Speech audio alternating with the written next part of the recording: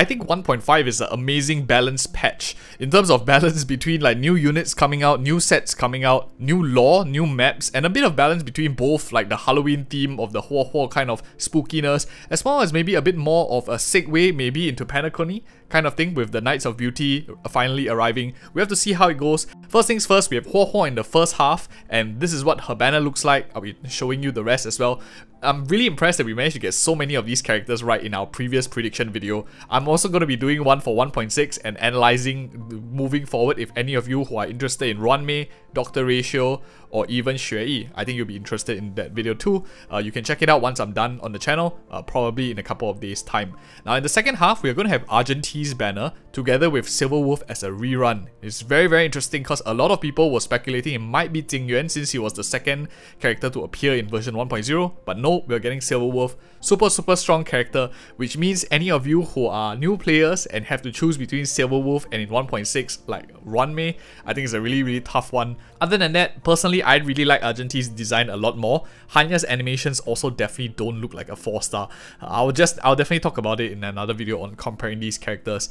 But if you are going for Argentee or Hanya, make sure you don't farm the current physical bosses in the game now, because there's going to be a new one that comes up in version 1.5 as well. You can farm Huo if you want. The win currently in Senzo Luofu is the one that you should farm for this character as well.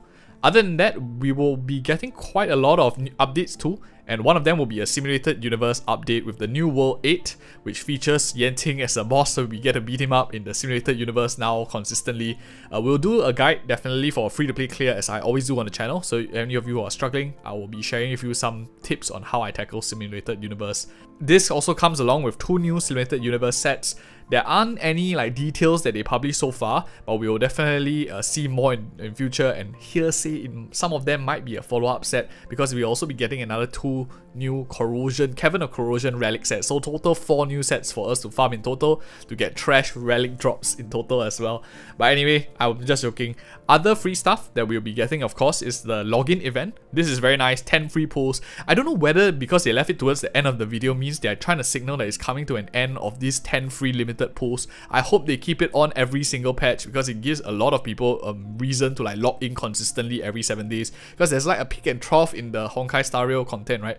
After you play for the first like 5 days, then it's like kind of drop for a couple of while till the next banner and stuff like that. What's interesting is I think they're reverting to a 6-week cycle, so it's no longer as short as it used to be already. We'll also be getting a free 4-star light cone and a new map to explore, so it's tons of resources to get your favorite units in this patch or in future to save up.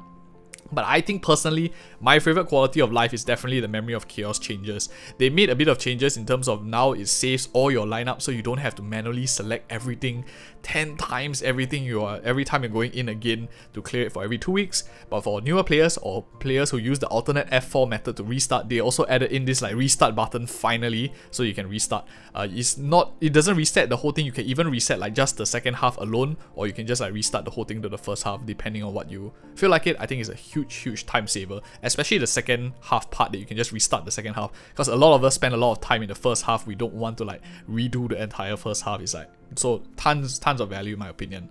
So yeah, that's basically my thoughts of the highlights. Of course, you can check out the official video. I think it'll be very interesting as well. Albert, the host, definitely does a lot better job at me, but these are my thoughts, these are my reactions as well, and I hope you enjoy. I'm going to be doing more thoughts on the meta related and my concepts and theories on what's going to come out and what are the plans for version 1.5 and beyond. Stay tuned on the channel, like and subscribe. See you in the next video.